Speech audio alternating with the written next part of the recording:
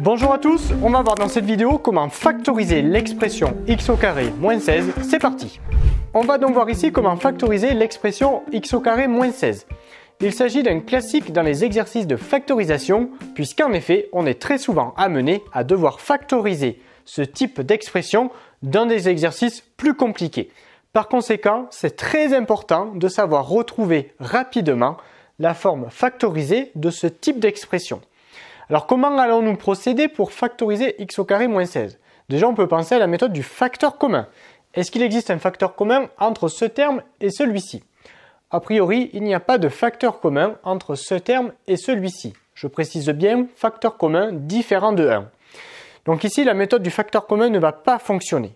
Maintenant, pour factoriser, on a d'autres outils à notre disposition, en l'occurrence, les identités remarquables.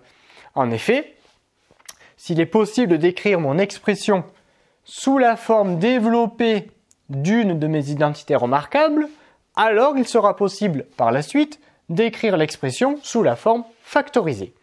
Question, est-ce qu'il est possible d'écrire notre expression ici sous l'une des formes développées de nos identités remarquables?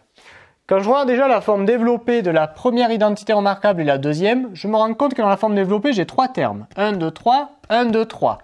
Quand moi, ici, je n'en ai que 2. Donc on va rapidement éliminer la première et la deuxième identité remarquable. Regardons la troisième identité remarquable. Quand je regarde la forme développée, j'ai 2 termes et entre les 2 termes, un signe moins. Ça ressemble étrangement à ce que l'on a nous au tableau.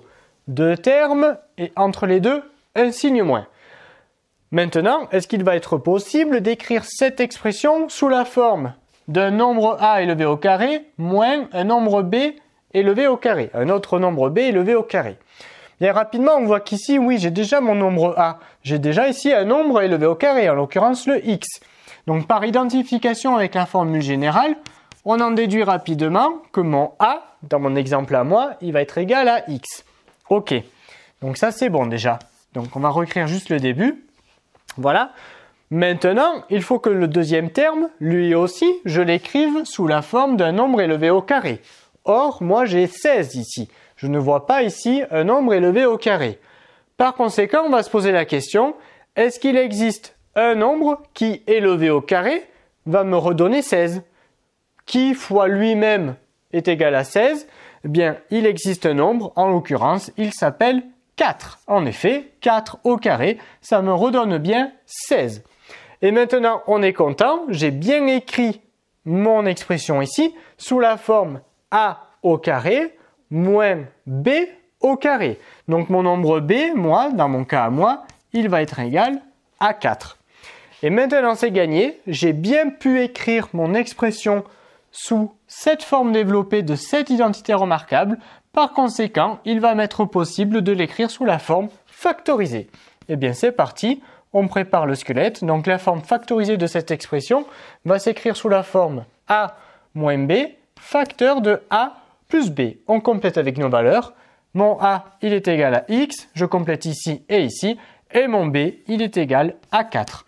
Voilà la forme factorisée de x au carré moins 16. La forme factorisée nous donne x moins 4, facteur de x plus 4. Cet exercice est désormais terminé. Abonne-toi à la chaîne si ce n'est pas déjà fait et on te dit à très vite dans une autre vidéo de Petit Savant.